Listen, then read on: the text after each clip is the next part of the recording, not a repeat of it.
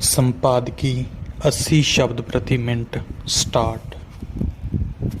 कौमांतरी संगठन अल-कायदा ਦੇ ਮੁਖੀ ਅਲ-ਜ਼ਵਾਹਿਰੀ ਦੇ ਅਮਰੀਕੀ ਡਰੋਨ ਤੋਂ ਦਾਗੀ ਮਿਜ਼ਾਈਲ ਨਾਲ ਕਾਬੁਲ ਵਿੱਚ ਮਾਰੇ ਜਾਣ ਦੀ ਵੱਡੀ ਖਬਰ ਨੇ ਇੱਕ ਵਾਰ ਫਿਰ ਦੁਨੀਆ ਭਰ ਵਿੱਚ ਫੈਲੇ ਅੱਤਵਾਦ ਵੱਲ ਧਿਆਨ ਖਿੱਚਿਆ ਹੈ। ਡੰਡੀ ਬੇਸ਼ੱਕ ਜ਼ਵਾਹਿਰੀ ਅੰਤਰਰਾਸ਼ਟਰੀ ਪੱਧਰ 'ਤੇ ਫੈਲੇ ਇਸ ਸੰਗਠਨ ਦਾ ਮੁਖੀ ਸੀ। ਡੰਡੀ ਉਸ ਨੂੰ ਮਾਰਨ ਲਈ ਅਮਰੀਕੀ ਪ੍ਰਸ਼ਾਸਨ ਨੂੰ ਲੰਮੇ ਸਮੇਂ ਤੱਕ ਇੰਤਜ਼ਾਰ ਕਰਨਾ ਪਿਆ। ਡੰਡੀ ਅਲ-ਕਾਇਦਾ ਵੱਲੋਂ 11 ਸਤੰਬਰ 2001 ਵਿੱਚ ਅਮਰੀਕਾ ਦੇ ਨਿਊਯਾਰਕ ਸ਼ਹਿਰ ਵਿੱਚ ਜਹਾਜ਼ਾਂ ਨੂੰ ਅਗਵਾ ਕਰਕੇ ਹਮਲਾ ਕੀਤਾ ਗਿਆ ਸੀ। ਡੰਡੀ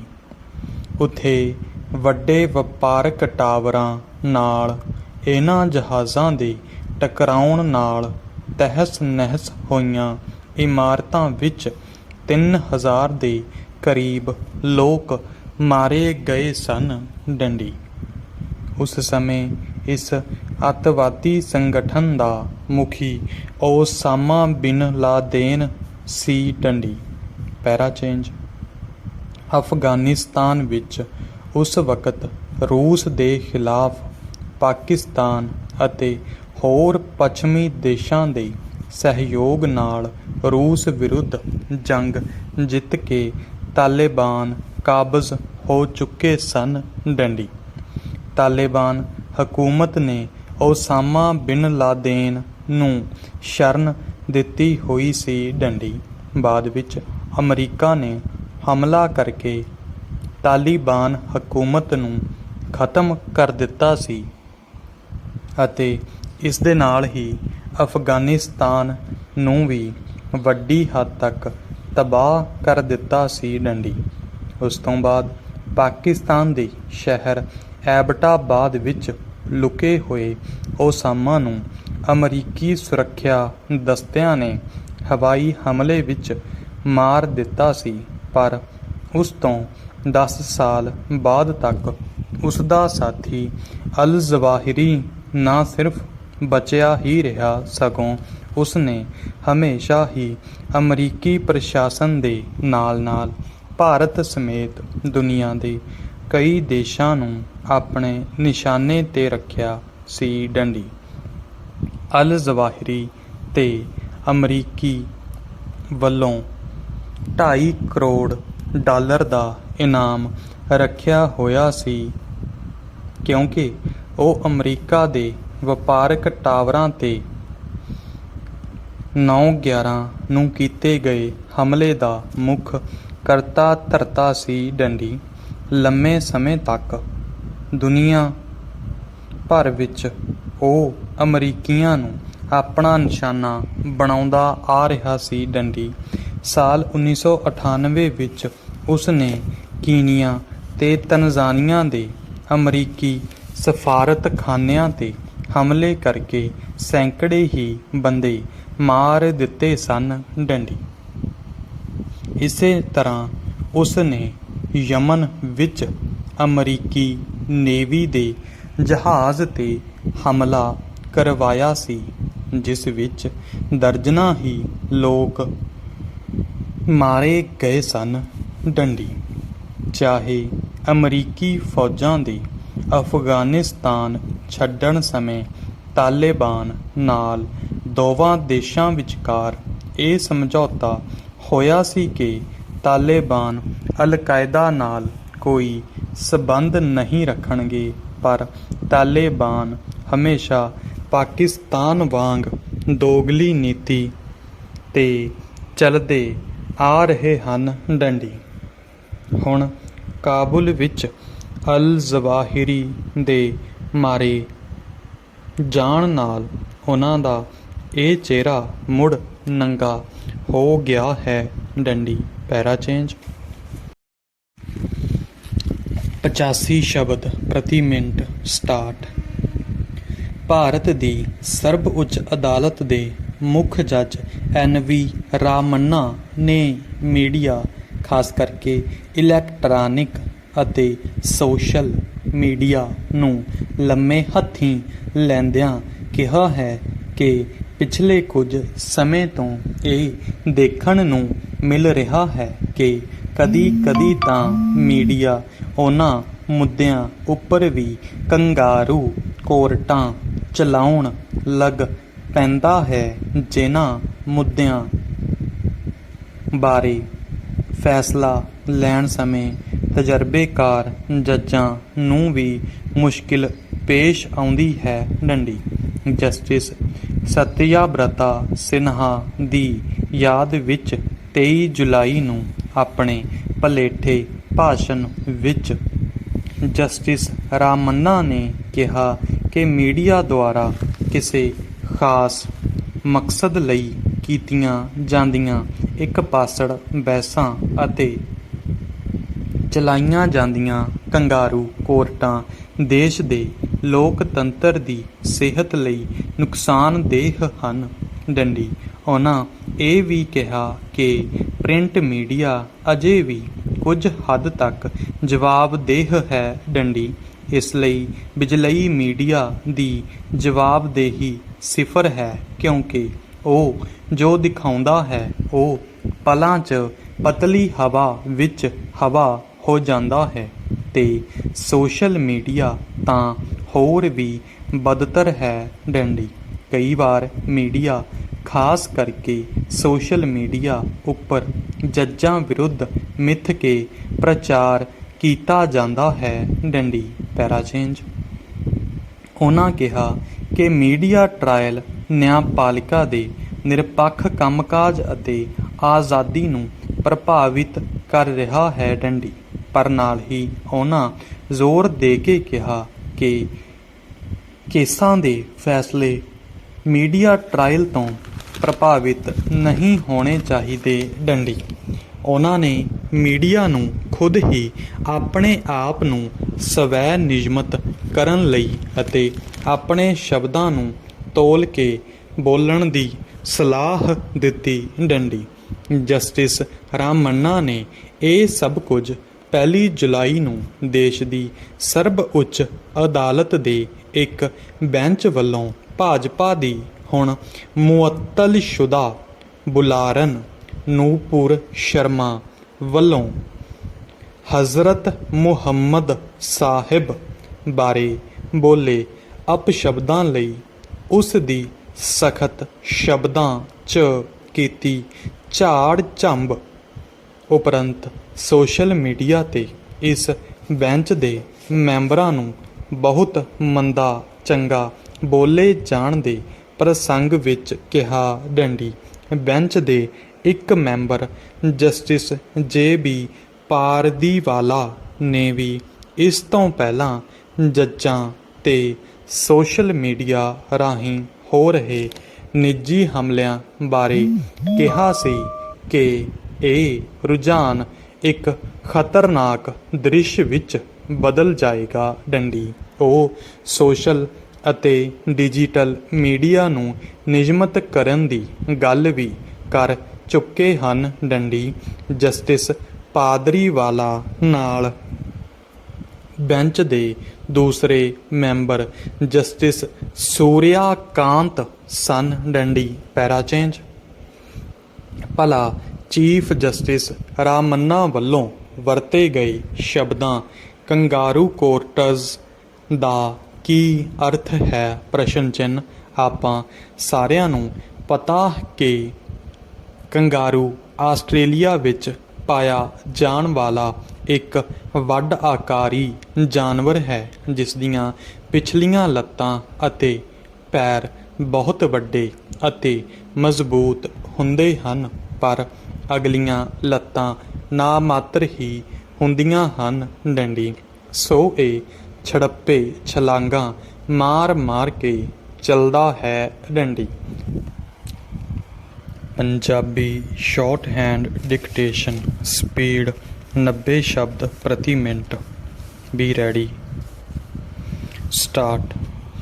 ਅਜੋਕੇ ਦੌਰ ਵਿੱਚ ਉਚੇਰੀ ਸਿੱਖਿਆ ਵਿੱਚ ਵਿਦਿਆਰਥੀਆਂ ਅਤੇ ਮਾਪਿਆਂ ਦਾ ਵਿਸ਼ਵਾਸ ਘਟਣ ਲੱਗ ਪਿਆ ਹੈ, ਜਿਸ ਦੇ ਕਈ ਕਾਰਨ ਹਨ। ਡੰਡੀ ਬਹੁਤੇ ਸਰਕਾਰੀ ਕਾਲਜਾਂ ਵਿੱਚ ਅਧਿਆਪਕ ਹੀ ਪੂਰੇ ਨਹੀਂ, ਜਦੋਂ ਕਿ 30% ਤੋਂ ਜ਼ਿਆਦਾ ਅਯੋਗ ਅਧਿਆਪਕ ਪੜ੍ਹਾ ਰਹੇ ਹਨ। ਡੰਡੀ ਪੜ੍ਹਾਉਣ ਦੇ ਵੀ ਤਰੀਕੇ ਪੁਰਾਣੇ ਹੀ ਹਨ। ਡੰਡੀ ਖੋਜ ਦੇ ਕੰਮ ਦਾ ਪੱਧਰ ਮਾੜਾ ਹੈ। ਡੰਡੀ ਦੂਸਰਾ ਮਹੱਤਵਪੂਰਨ ਮਸਲਾ ਸਰਕਾਰ ਦਾ ਉਚੇਰੀ ਸਿੱਖਿਆ ਉੱਪਰ ਖਰਚ ਦਾ ਹੈ। ਡੰਡੀ ਸਰਕਾਰੀ ਬਜਟ ਦਾ ਬਹੁਤ ਹਿੱਸਾ ਉਚੇਰੀ ਸਿੱਖਿਆ ਉੱਪਰ ਖਰਚ ਹੁੰਦਾ ਹੈ। ਡੰਡੀ ਰਾਜਨੀਤਿਕ ਪਾਰਟੀਆਂ ਲਈ ਉਚੇਰੀ ਸਿੱਖਿਆ ਜ਼ਿਆਦਾ ਮਹੱਤਵ ਨਹੀਂ ਰੱਖਦੀ। ਡੰਡੀ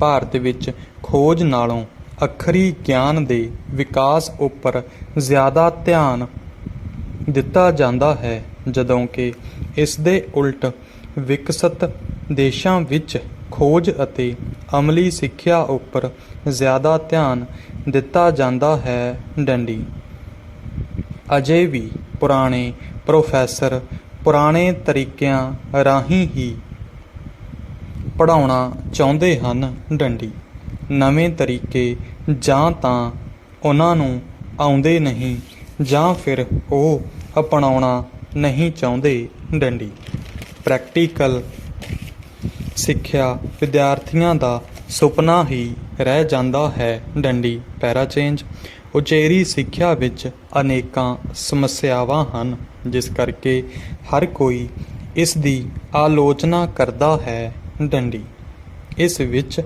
ਰਾਜਨੀਤਿਕ ਦਖਲ ਅੰਦਾਜ਼ੀ ਬਹੁਤ ਜ਼ਿਆਦਾ ਹੈ। ਡੰਡੀ ਰਾਜਨੀਤਿਕ ਦਖਲ ਅੰਦਾਜ਼ੀ ਬਹੁਤ ਜ਼ਿਆਦਾ ਹੈ। ਡੰਡੀ ਸਰਕਾਰੀ ਕਾਲਜਾਂ ਵਿੱਚ ਸਰਕਾਰ ਅਧਿਆਪਕ ਨਹੀਂ ਰੱਖਦੀ ਅਤੇ ਨਾ ਹੀ ਪੂਰੀਆਂ ਸਹੂਲਤਾਂ ਦਿੰਦੀ ਹੈ। ਡੰਡੀ ਯੂਨੀਵਰਸਿਟੀਆਂ ਵਿੱਚ ਸਭ ਉੱਚ ਅਹੁਦੇ ਰਾਜਨੀਤੀ ਤੋਂ ਪ੍ਰੇਰਿਤ ਹੁੰਦੇ ਹਨ। ਡੰਡੀ ਮਾਨਤਾ ਪ੍ਰਾਪਤ ਕਾਲਜਾਂ ਨੂੰ ਸਮੇਂ ਸਿਰ ਸਰਕਾਰ ਗ੍ਰਾਂਟ ਨਹੀਂ ਦਿੰਦੀ। ਡੰਡੀ ਇਸ ਕਰਕੇ ਅਧਿਆਪਕ ਹੜਤਾਲਾਂ ਕਰਦੇ ਹਨ ਅਤੇ ਵਿਦਿਆਰਥੀਆਂ ਦਾ ਨੁਕਸਾਨ ਹੁੰਦਾ ਹੈ। ਡੰਡੀ ਕਾਲਜਾਂ ਅਤੇ ਯੂਨੀਵਰਸਿਟੀਆਂ ਦੀ ਸਿੱਖਿਆ ਨੈਤਿਕ ਕਦਰਾਂ ਕੀਮਤਾਂ ਤੋਂ ਕੋਹਾਂ ਦੂਰ ਹੈ। ਡੰਡੀ ਉਚੇਰੀ ਸਿੱਖਿਆ ਵਿੱਚ ਮਾੜੇ ਸਿਲੇਬਸ, ਵਿਦਿਆਰਥੀਆਂ ਦੀ ਗਿਣਤੀ ਜ਼ਿਆਦਾ ਹੋਣਾ, ਰਾਜਨੀਤਿਕ ਦਖਲ ਅੰਦਾਜ਼ੀ, ਨਵੀਆਂ ਤਕਨੀਕਾਂ ਦਾ ਪ੍ਰਯੋਗ ਨਾ ਹੋਣਾ ਆਦਿ ਅਨੇਕ ਸਮੱਸਿਆਵਾਂ ਹਨ। ਡੰਡੀ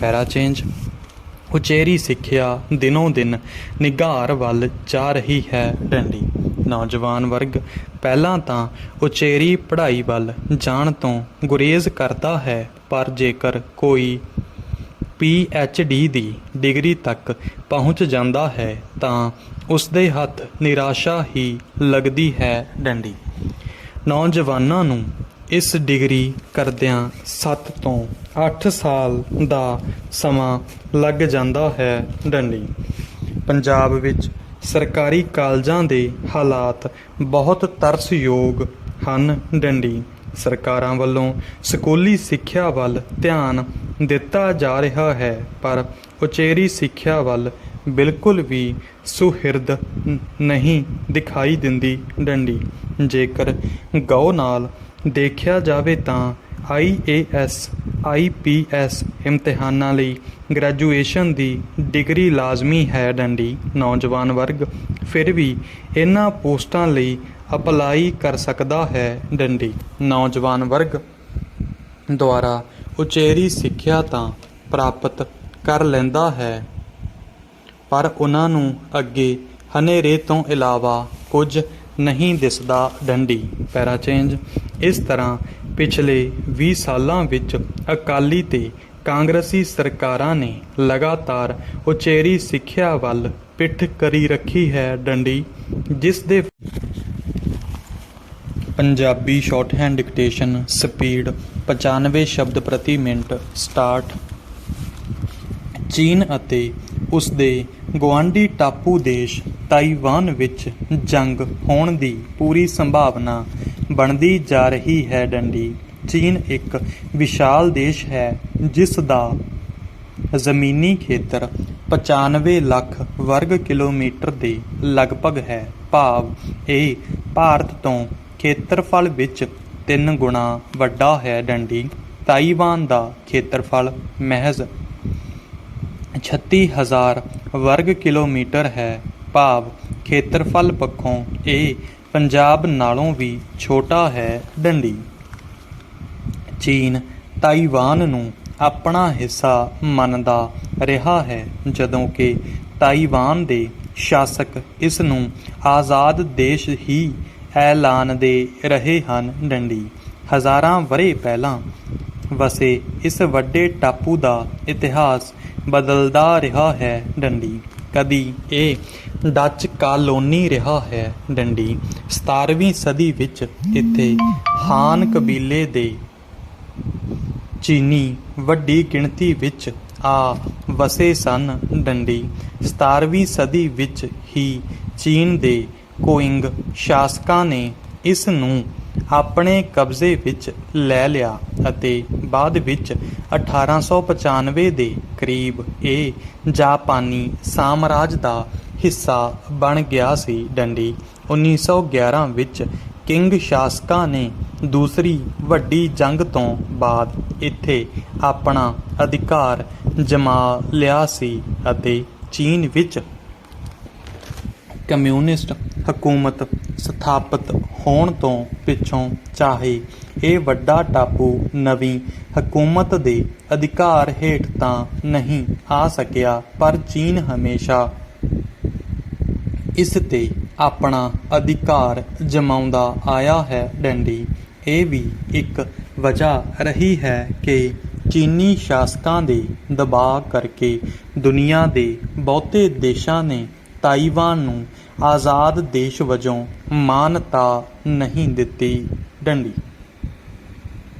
ਪੈਰਾਚੇਂਜ ਪਰ ਇਸੇ ਸਮੇਂ ਦੌਰਾਨ ਤਾਈਵਾਨ ਵਿੱਚ ਵੱਡੀਆਂ ਤਬਦੀਲੀਆਂ ਦੇਖਣ ਨੂੰ ਮਿਲੀਆਂ। ਡੰਡੀ ਇਹ ਇੱਕ ਪਾਰਟੀ ਫੌਜੀ ਤਾਨਾਸ਼ਾਹੀ ਤੋਂ ਬਦਲ ਕੇ ਬਹੁ ਪਾਰਟੀ ਲੋਕਤੰਤਰ ਵਿੱਚ ਬਦਲ ਗਿਆ। ਡੰਡੀ ਇਹ ਸਨਅਤੀ ਖੇਤਰ ਵਿੱਚ ਅਗਾਂਹ ਵਧਿਆ। ਡੰਡੀ ਅੱਜ ਇਹ ਆਰਥਿਕ ਪੱਧਰ ਤੇ ਦੁਨੀਆ ਦਾ 20ਵਾਂ ਵੱਡਾ ਦੇਸ਼ ਬਣ ਚੁੱਕਾ ਹੈ। ਡੰਡੀ ਇੱਥੇ ਦਵਾਈਆਂ ਤੋਂ ਲੈ ਕੇ ਬਿਜਲਈ ਸਟੀਲ ਤੇ ਹਰ ਤਰ੍ਹਾਂ ਦੀ ਮਸ਼ੀਨਰੀ ਤਿਆਰ ਹੁੰਦੀ ਹੈ। ਡੰਡੀ ਮਨੁੱਖੀ ਅਧਿਕਾਰਾਂ ਅਤੇ ਆਪਣੇ ਸਿਹਤ ਪ੍ਰਬੰਧ ਵਿੱਚ ਇਸਨੇ ਵੱਡੀਆਂ ਪ੍ਰਾਪਤੀਆਂ ਕਰ ਲਈਆਂ ਹਨ। ਡੰਡੀ ਚਾਹੇ ਅਮਰੀਕਾ ਸਮੇਤ ਦੁਨੀਆ ਦੇ ਬਹੁਤੇ ਦੇਸ਼ ਅੱਜ ਵੀ ਇੱਕ ਚੀਨ ਦੇ ਸਿਧਾਂਤ ਤੇ ਕਾਇਮ ਹਨ ਪਰ ਤਾਈਵਾਨੀਆਂ ਨੇ ਕਦੇ ਵੀ ਚੀਨ ਦੀ ਅਧੀਨਗੀ ਪ੍ਰਵਾਨ ਨਹੀਂ ਕੀਤੀ। ਡੰਡੀ ਪਿਛਲੇ ਦਹਾਕਿਆਂ ਵਿੱਚ ਚੀਨ ਨੇ ਦੁਨੀਆ ਭਰ ਵਿੱਚ ਆਪਣੀ ਧੌਂਸ ਜਮਾਉਣ ਦਾ ਯਤਨ ਕੀਤਾ ਹੈ। ਡੰਡੀ ਇਹ ਇੱਕ ਵੱਡੀ ਫੌਜੀ ਅਤੇ ਆਰਥਿਕ ਤਾਕਤ ਬਣ ਕੇ ਉੱਭਰਿਆ ਹੈ। ਡੰਡੀ ਇਸਨੇ ਦੱਖਣੀ ਚੀਨ ਦੇ ਸਮੁੰਦਰ ਵਿਚਲੇ ਆਪਣੇ ਦਰਜਨਾਂ ਹੀ ਗੁਆਂਢੀ ਦੇਸ਼ਾਂ ਦੇ ਸਮੁੰਦਰੀ ਖੇਤਰ ਤੋਂ ਇਲਾਵਾ ਹੋਰਾਂ ਟਾਪੂਆਂ ਤੇ ਆਪਣਾ ਅਧਿਕਾਰ ਜਤਾਇਆ ਹੈ। ਡੰਡੀ ਇੱਥੋਂ ਤੱਕ ਕਿ ਇਸ ਨੇ ਜਾਪਾਨ ਦੇ ਕਈ ਟਾਪੂਆਂ ਨੂੰ ਵੀ ਆਪਣੇ ਕਬਜ਼ੇ ਵਿੱਚ ਲੈ ਰੱਖਿਆ ਹੈ। ਡੰਡੀ ਭਾਰਤ ਨਾਲ ਇਸ ਦਾ ਸਰਹੱਦੀ ਵਿਵਾਦ ਪੰਡਿਤ ਜਵਾਹਰ ਲਾਲ ਨਹਿਰੂ ਦੇ ਪ੍ਰਧਾਨ ਮੰਤਰੀ ਹੁੰਦਿਆਂ ਤੋਂ ਹੀ ਬਣਿਆ ਹੋਇਆ ਹੈ। ਡੰਡੀ ਆਪਣੀ ਅਜਿਹੀ ਮਾਨਸਿਕਤਾ ਅਤੇ ਨੀਤੀ ਤੇ ਚੱਲਣ ਕਰਕੇ ਹੀ ਅੱਜ ਦੁਨੀਆ ਦੇ ਬਹੁਤੇ ਦੇਸ਼ ਚੀਨ ਦੇ ਖਿਲਾਫ ਖੜੇ ਦਿਖਾਈ ਦੇ ਰਹੇ ਹਨ। ਪੰਜਾਬੀ ਸ਼ਾਰਟਹੈਂਡ ਡਿਕਟੇਸ਼ਨ ਸਪੀਡ 100 ਸ਼ਬਦ ਪ੍ਰਤੀ ਮਿੰਟ ਸਟਾਰਟ। ਪੰਜਾਬ ਵਿੱਚ ਬਿਜਲੀ ਦੇ ਮੀਟਰ ਘਰਾਂ ਤੋਂ ਬਾਹਰ ਕੱਢਣ ਸਮੇਂ ਲੋਹੇ ਦੇ ਬਕਸਿਆਂ ਵਿੱਚ ਮੀਟਰ ਲਗਾਏ ਗਏ ਸਨ ਡੰਡੀ, ਜਿਨ੍ਹਾਂ ਨੂੰ ਲੱਗੇ ਹੋਏ ਕਾਫੀ ਸਮਾਂ ਬੀਤ ਚੁੱਕਾ ਹੈ ਡੰਡੀ। ਇਸ ਕਰਕੇ ਜ਼ਿਆਦਾਤਰ ਬਕਸੇ ਜੰਗਾਲ ਲੱਗਣ ਕਰਕੇ ਖਰਾਬ ਹੋ ਚੁੱਕੇ ਹਨ ਡੰਡੀ। ਅਕਸਰ ਹੀ ਵੇਖਿਆ ਜਾ ਸਕਦਾ ਹੈ ਕਿ ਇਹ ਬਕਸੇ ਜ਼ਿਆਦਾਤਰ ਖੁੱਲ੍ਹੇ ਅਤੇ ਕੁਝ ਤਾਂ ਲਮਕੇ ਡਿੱਗੇ ਹੀ ਪਏ ਹਨ ਡੰਡੀ। ਖੁੱਲ੍ਹੇ ਅਤੇ ਡਿੱਗੇ ਬਕਸਿਆਂ ਵਿੱਚ ਮੀਂਹ ਦਾ ਮੌਸਮ ਹੋਣ ਕਰਕੇ ਮੀਂਹ ਦਾ ਪਾਣੀ ਮੀਟਰਾਂ ਉੱਪਰ ਪੈ ਜਾਂਦਾ ਹੈ, ਜਿਸ ਕਰਕੇ ਇਹ ਕਰੰਟ ਮਾਰਨ ਲੱਗ ਜਾਂਦੇ ਹਨ, ਜੋ ਕਿਸੇ ਦਾ ਜਾਨੀ ਨੁਕਸਾਨ ਵੀ ਕਰ ਸਕਦਾ ਹੈ ਡੰਡੀ। ਕਈ ਆਮ ਲੋਕ ਵੀ ਖੁਦ ਹੀ ਇਹਨਾਂ ਬਕਸਿਆਂ ਨਾਲ ਛੇੜਖਾਨੀ ਕਰਨ ਲੱਗ ਪੈਂਦੇ ਹਨ ਡੰਡੀ। ਅਜਿਹਾ ਹੋਣ ਨਾਲ ਘਰਾਂ ਦੀ ਬਿਜਲੀ ਸਪਲਾਈ ਵੀ ਪ੍ਰਭਾਵਿਤ ਹੋ ਜਾਂਦੀ ਹੈ ਅਤੇ ਕਈ ਵਾਰ ਤਾਂ ਮੀਟਰ ਜਾਂ ਘਰ ਵਿੱਚ ਲੱਗੇ ਬਿਜਲੀ ਦੇ ਉਪਕਰਨ ਵੀ ਸੜ ਜਾਂਦੇ ਹਨ ਡੰਡੀ। ਖੁੱਲ੍ਹੇ ਬਕਸਿਆਂ ਵਿੱਚ ਪੰਛੀ ਵੀ ਆਲਣੇ ਪਾ ਰਹੇ ਹਨ ਡੰਡੀ। ਅਵਾਰਾ ਪਸ਼ੂਆਂ ਲਈ ਵੀ ਬਰਸਾਤ ਦੇ ਦਿਨਾਂ ਵਿੱਚ ਇਹ ਖੁੱਲ੍ਹੇ ਬਕਸੇ ਉਹਨਾਂ ਦੀ ਜਾਨ ਖਤਰੇ ਵਿੱਚ ਪਾ ਸਕਦੇ ਹਨ ਡੰਡੀ। ਲੋੜ ਹੈ ਸਰਕਾਰ ਨੂੰ ਤੁਰੰਤ ਇਹਨਾਂ ਬਿਜਲੀ ਮੀਟਰਾਂ ਦੇ ਬਕਸਿਆਂ ਨੂੰ ਠੀਕ ਕਰਵਾ ਕੇ ਬੰਦ ਕਰਵਾਉਣ ਦੀ, ਤਾਂ ਜੋ ਕੋਈ ਵੀ ਇਹਨਾਂ ਨਾਲ ਛੇੜਖਾਨੀ ਨਾ ਕਰੇ ਅਤੇ ਕਿਸੇ ਸੰਭਾਵੀ ਨੁਕਸਾਨ ਤੋਂ ਵੀ ਬਚਾਅ ਹੋ ਸਕੇ ਡੰਡੀ। ਪੈਰਾ ਚੇਂਜ। ਅਜੋਕੇ ਸਮੇਂ ਵਿੱਚ ਮੋਬਾਈਲ ਫੋਨ ਨੇ ਰੋਜ਼ਾਨਾ ਜ਼ਿੰਦਗੀ ਵਿੱਚ ਅਹਿਮ ਜਗ੍ਹਾ ਬਣਾ ਲਈ ਹੈ ਡੰਡੀ। ਪਹਿਲਾਂ ਲੋਕ ਆਪਣੇ ਰਿਸ਼ਤੇਦਾਰਾਂ ਨਾਲ ਦੁੱਖ ਸੁੱਖ ਚਿੱਠੀਆਂ ਰਾਹੀਂ ਸਾਂਝੇ ਕਰਦੇ ਸਨ ਡੰਡੀ। ਅੱਜ ਕੱਲ੍ਹ ਤਾਂ ਘਰ ਵਿੱਚ ਜਿੰਨੇ ਮੈਂਬਰ ਹਨ ਤਕਰੀਬਨ ਸਾਰੇ ਹੀ ਮੋਬਾਈਲ ਦੀ ਵਰਤੋਂ ਕਰਦੇ ਹਨ ਡੰਡੀ। ਮੋਬਾਈਲ 'ਤੇ ਹੀ ਦੁੱਖ ਸੁੱਖ ਪਤਾ ਕਰ ਲਏ ਜਾਂਦੇ ਹਨ ਡੰਡੀ। ਮੋਬਾਈਲ ਨੇ ਸਾਡੀ ਆਪਸੀ ਸਾਂਝ ਪਿਆਰ ਵੀ ਖਤਮ ਕੀਤੀ ਹੈ ਡੰਡੀ। ਇੰਟਰਨੈਟ ਦੀ ਧੜੱਲੇ ਨਾਲ ਵਰਤੋਂ ਕੀਤੀ ਜਾ ਰਹੀ ਹੈ ਡੰਡੀ। ਹਾਲ ਹੀ ਵਿੱਚ ਕਿਸੇ ਯੂਨੀਵਰਸਿਟੀ ਦੇ ਅਧਿਐਨ ਕੀਤਾ ਹੈ ਕਿ 95% ਬੱਚੇ ਮੋਬਾਈਲ ਦੇ ਆਦੀ ਹੋ ਚੁੱਕੇ ਹਨ, ਜਿਸ ਕਾਰਨ ਛੋਟੀ ਉਮਰ ਦੇ ਬੱਚੇ ਮੋਟਾਪਾ, ਹਾਈ ਬਲੱਡ ਪ੍ਰੈਸ਼ਰ ਦੇ ਸ਼ਿਕਾਰ ਹੋ ਰਹੇ ਹਨ ਡੰਡੀ। ਤਾਲਾਬੰਦੀ ਦੇ ਸਮੇਂ ਤਕਰੀਬਨ ਸਾਰੀ ਪੜ੍ਹਾਈ ਬੱਚਿਆਂ ਦੀ ਘਰ ਬੈਠੇ ਮੋਬਾਈਲ 'ਤੇ ਹੀ ਹੋਈ ਹੈ ਡੰਡੀ। ਕਈ ਬੱਚਿਆਂ ਨੇ ਤਾਂ ਗਲਤ ਸੋਸ਼ਲ ਨੈੱਟਵਰਕਿੰਗ ਸਾਈਟਸ 'ਤੇ ਜਾ ਕੇ ਆਪਣੇ ਮਾਂ-ਬਾਪ ਦੀ ਜਮ੍ਹਾਂ ਕੀਤੀ ਪੂੰਜੀ ਹੀ ਗੁਆ ਦਿੱਤੀ ਹੈ ਡੰਡੀ। ਮਾਂ-ਬਾਪ ਦੀ ਅਹਿਮ ਜ਼ਿੰਮੇਵਾਰੀ ਬਣਦੀ ਹੈ ਕਿ ਜਦੋਂ ਬੱਚਿਆਂ ਨੂੰ ਛੁੱਟੀਆਂ ਹੁੰਦੀਆਂ ਹਨ ਤਾਂ ਉਹਨਾਂ ਨੂੰ ਬਾਹਰ ਪਾਰਕ ਜਾਂ ਝੀਲ ਜਾਂ ਕਿੱਥੇ ਕੋਈ ਕਿਤਾਬ ਮੇਲਾ ਹੈ ਉੱਥੇ ਲੈ ਕੇ ਜਾਣ ਡੰਡੀ। ਇਸ ਨਾਲ ਬੱਚਿਆਂ ਦੀ ਜਾਣਕਾਰੀ ਵਿੱਚ ਵੀ ਵਾਧਾ ਹੋਵੇਗਾ ਡੰਡੀ। ਮਾਂ-ਬਾਪ ਦਾ ਫਰਜ਼ ਬਣਦਾ ਹੈ ਕਿ ਛੁੱਟੀ ਵਾਲੇ ਦਿਨ ਆਪਣੇ ਬੱਚਿਆਂ ਨਾਲ ਸਮਾਂ ਗੁਜ਼ਾਰੋ ਡੰਡੀ। ਇਸ ਨਾਲ ਬੱਚਿਆਂ ਦੀ ਮੋਬਾਈਲ ਤੋਂ ਦੂਰੀ ਬਣੇਗੀ ਡੰਡੀ। ਵਧੀਆ ਕਿਤਾਬਾਂ ਬਾਰੇ ਜਾਣਕਾਰੀ ਦੇਵੋ ਡੰਡੀ। ਲਾਇਬ੍ਰੇਰੀ ਵਿੱਚ ਲੈ ਕੇ ਜਾਓ ਡੰਡੀ। ਬੱਚਿਆਂ ਦਾ ਸਾਹਿਤ ਪੜ੍ਹਨ ਦਾ ਰੁਝਾਨ ਵਧੇਗਾ ਡੰਡੀ। ਪੰਜਾਬ ਵਿੱਚ ਬੇਰੁਜ਼ਗਾਰੀ ਸਭ ਹੱਦਾਂ ਬੰਨੇ ਟੱਪ ਗਈ ਹੈ ਡੰਡੀ। ਸਰਕਾਰੀ ਪੱਕਾ ਰੁਜ਼ਗਾਰ ਮਿਲਣਾ ਤਾਂ ਦੂਰ ਦੀ ਗੱਲ ਹੈ, ਹੁਣ ਲੋਕਾਂ ਲਈ ਨਿੱਜੀ ਖੇਤਰ ਵਿੱਚ ਵੀ ਰੁਜ਼ਗਾਰ ਦੇ ਮੌਕੇ ਲਗਾਤਾਰ ਘਟ ਰਹੇ ਹਨ ਡੰਡੀ। ਪੰਜਾਬ ਸਰਕਾਰ ਦੇ ਰੁਜ਼ਗਾਰ ਮੇਲੇ ਅਤੇ ਘਰ ਘਰ ਰੁਜ਼ਗਾਰ ਵਰਗੀਆਂ ਯੋਜਨਾਵਾਂ ਠੁੱਸ ਪਟਾਕਾ ਹੀ 105 ਸ਼ਬਦ ਪ੍ਰਤੀ ਮਿੰਟ। ਟੌਪਿਕ ਮਾਨਵਤਾ ਦੀ ਸੇਵਾ ਵਿੱਚ ਯੋਗਦਾਨ। ਸਟਾਰਟ। ਸਿੱਖਾਂ ਦੇ ਪਹਿਲੇ ਗੁਰੂ ਸ੍ਰੀ ਗੁਰੂ ਨਾਨਕ ਦੇਵ ਜੀ, ਜਿਨ੍ਹਾਂ 20 ਰੁਪਏ ਦਾ ਲੰਗਰ ਭੁੱਖੇ ਸਾਧੂਆਂ ਨੂੰ ਛਕਾਇਆ ਸੀ ਡੰਡੀ, ਗੁਰੂ ਸਾਹਿਬ ਵੱਲੋਂ 550 ਸਾਲ ਪਹਿਲਾਂ ਚਲਾਇਆ ਗਿਆ ਲੰਗਰ ਅੱਜ ਹਰ ਗੁਰੂਦੁਆਰਾ ਸਾਹਿਬ ਵਿਖੇ ਬਿਨਾਂ ਕਿਸੇ ਭਿੰਨ ਭੇਦ ਦੇ ਸੰਗਤ ਨੂੰ ਪ੍ਰੇਮ ਤੇ ਸਤਿਕਾਰ ਨਾਲ ਛਕਾਇਆ ਜਾਂਦਾ ਹੈ ਅਤੇ ਇਹ ਧਾਰਨਾ ਵੀ ਬਣੀ ਹੋਈ ਹੈ ਕਿ ਜਦੋਂ ਪੁਰਾਤਨ ਸਮੇਂ ਵਿੱਚ ਲੋਕ ਇੱਕ ਥਾਂ ਤੋਂ ਦੂਜੀ ਥਾਂ 'ਤੇ ਪ੍ਰਵਾਸ ਕਰਦੇ ਸਨ ਤਾਂ ਰਾਹ ਵਿੱਚ ਦੂਰੋਂ ਜਦੋਂ ਕਿਸੇ ਗੁਰਦੁਆਰਾ ਸਾਹਿਬ ਦਾ ਨਿਸ਼ਾਨ ਸਾਹਿਬ ਦੇਖਦੇ ਸਨ ਤਾਂ ਉਹਨਾਂ ਨੂੰ ਧਰਵਾਸ ਹੁੰਦਾ ਸੀ ਕਿ ਸਾਹਮਣੇ ਗੁਰਦੁਆਰਾ ਸਾਹਿਬ ਹੈ ਅਤੇ ਉੱਥੇ ਪੁੱਜ ਕੇ ਜਿੱਥੇ ਲੰਗਰ ਮਿਲ ਜਾਵੇਗਾ ਉੱਥੇ ਰਾਤ ਰਹਿਣ ਦਾ ਪ੍ਰਬੰਧ ਵੀ ਜ਼ਰੂਰ ਹੋ ਜਾਵੇਗਾ ਡੰਡੀ।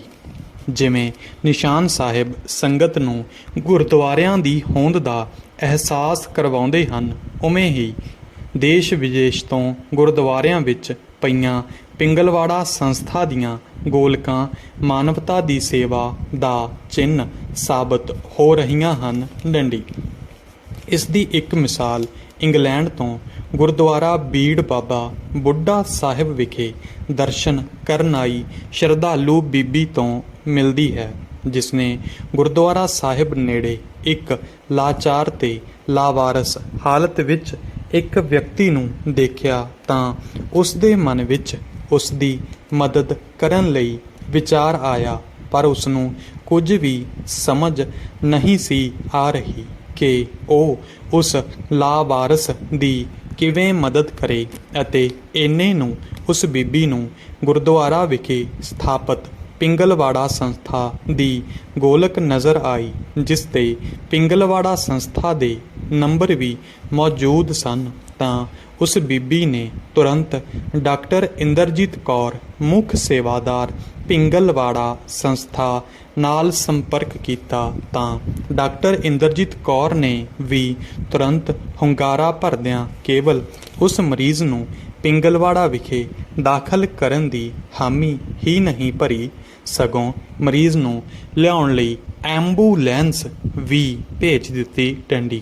ਉਸ ਤੋਂ ਬਾਅਦ ਡਾਕਟਰ ਇੰਦਰਜੀਤ ਕੌਰ ਸੰਸਥਾ ਦੇ ਸਮੂਹ ਵਰਕਰਾਂ ਤੇ ਸੇਵਾਦਾਰਾਂ ਨੂੰ ਨਿਰਦੇਸ਼ ਦਿੱਤੇ ਕਿ ਜਿੱਥੇ ਵੀ ਕਿਸੇ ਨੂੰ ਕੋਈ ਲਾਵਾਰਸ ਨਜ਼ਰ ਆਉਂਦਾ ਹੈ ਤਾਂ ਉਸ ਨੂੰ ਬਿਨਾਂ ਕਿਸੇ ਜਾਂਚ ਪੜਤਾਲ ਦੇ ਪਿੰਗਲਵਾੜਾ ਵਿਖੇ ਦਾਖਲ ਕਰ ਲਿਆ ਜਾਵੇਗਾ ਡੰਡੀ।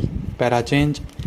ਗੱਲ ਚੱਲ ਰਹੀ ਹੈ ਪਿੰਗਲਵਾੜਾ ਸੰਸਥਾ ਵੱਲੋਂ ਕੀਤੀ ਜਾ ਰਹੀ ਮਨੁੱਖਤਾ ਦੀ ਸੇਵਾ ਦੀ, ਜੋ ਸੰਸਥਾ ਦੇ ਬਾਨੀ ਭਗਤ ਪੂਰਨ ਸਿੰਘ ਨੇ ਆਰੰਭੀ ਸੀ ਅਤੇ ਡੇਹਰਾ ਸਾਹਿਬ ਲਾਹੌਰ ਤੋਂ ਭਾਰਤ ਲਿਆ ਕੇ ਇੱਕ ਅਪਾਹਜ ਪਿਆਰਾ ਸਿੰਘ ਤੋਂ ਸ਼ੁਰੂ ਕਰਕੇ ਇਹ ਸੇਵਾ ਸਮਾਜ ਵੱਲੋਂ ਠੁਕਰਾਏ ਦੁਖੀਆਂ, ਮੰਦ ਬੁੱਧੀ ਬਜ਼ੁਰਗਾਂ, ਅਪਾਹਜਾਂ ਤੇ ਦਿਮਾਗੀ ਸੰਤੁਲਨ ਗੁਆ ਚੁੱਕੇ ਲੋਕਾਂ ਨੂੰ ਗਲ ਲਾ ਕੇ ਪਿੰਗਲਵਾੜਾ ਅੰਮ੍ਰਿਤਸਰ ਬਣਾ ਦਿੱਤਾ, ਜੋ ਇਸ ਸਮਾਜ ਨੂੰ ਹਿਲਾਉਂਦਿਆਂ ਪਰਿਵਾਰ ਦੇ ਨਾਲ ਆਪਣੇ ਚੌਗਿਰਦੇ ਨੂੰ ਵੀ ਪਿਆਰ ਕਰਨ ਅਤੇ ਮਾਨਵਤਾ ਦੀ ਸੇਵਾ ਦਾ ਚੱਜ ਵੀ ਪਿਆਰ ਕਰਨ ਅਤੇ ਮਾਨਵਤਾ ਦੀ ਸੇਵਾ ਦਾ ਚੱਜ ਵੀ ਸਿਖਾਉਂਦਾ ਹੈ ਡੰਡੀ। ਭਗਤ ਪੂਰਨ ਸਿੰਘ ਵੱਲੋਂ ਆਰੰਭਿਆ ਸੇਵਾ ਦਾ ਇਹ ਕਾਰਜ ਅੱਜ ਉਹਨਾਂ ਦੀ ਧਰਮ ਦੀ ਧੀ ਤੇ ਮੌਜੂਦਾ ਮੁੱਖ ਸੇਵਾਦਾਰ ਡਾਕਟਰ ਇੰਦਰਜੀਤ ਕੌਰ ਦੀ ਰਹਿਨੁਮਾਈ ਹੇਠ ਬਹੁਤ ਹੀ ਸੁਚੱਜੇ ਢੰਗ ਨਾਲ ਚੱਲ ਰਿਹਾ ਹੈ ਡੰਡੀ। ਪਿੰਗਲਵਾੜਾ ਸੰਸਥਾ ਦੁਨੀਆ ਦੀ ਅਜਿਹੀ ਨਿਆਰੀ ਸੰਸਥਾ ਹੈ ਜੋ ਭਗਤ ਪੂਰਨ ਸਿੰਘ ਦੇ ਪੂਰਨਿਆਂ ਤੇ ਚੱਲਦਿਆਂ ਜਿੱਥੇ ਲਾਵਾਰਸਾਂ, ਦੁਖੀਆਂ, ਅਪਾਹਜਾਂ ਤੇ ਦਿਮਾਗੀ ਸੰਤੁਲਨ ਗੁਆ ਚੁੱਕੇ ਲੋਕਾਂ ਦੀ ਸਾਂਭ ਸੰਭਾਲ ਕਰ ਰਹੀ ਹੈ, ਉੱਥੇ ਭਗਤ ਪੂਰਨ ਸਿੰਘ ਜੋ ਭਵਿੱਖ ਦੀਆਂ ਚੁਣੌਤੀਆਂ ਤੋਂ ਸਮਾਜ ਨੂੰ ਚੇਤੰਨ ਕਰਦੇ ਰਹਿੰਦੇ ਸਨ, ਵਾਂਗ ਵਾਤਾਵਰਣ ਦੀ ਸੰਭਾਲ, ਰੁੱਖ ਲਾਉਣ, ਕੁਦਰਤੀ ਖੇਤੀ, ਵਿੱਦਿਆ, ਵਿਸ਼ੇਸ਼ ਲੋੜਾਂ ਵਾਲੇ ਬੱਚਿਆਂ ਨੂੰ ਸਵੈ ਨਿਰਭਰ ਬਣਾਉਣ, ਚੇਤਨਤਾ ਭਰਪੂਰ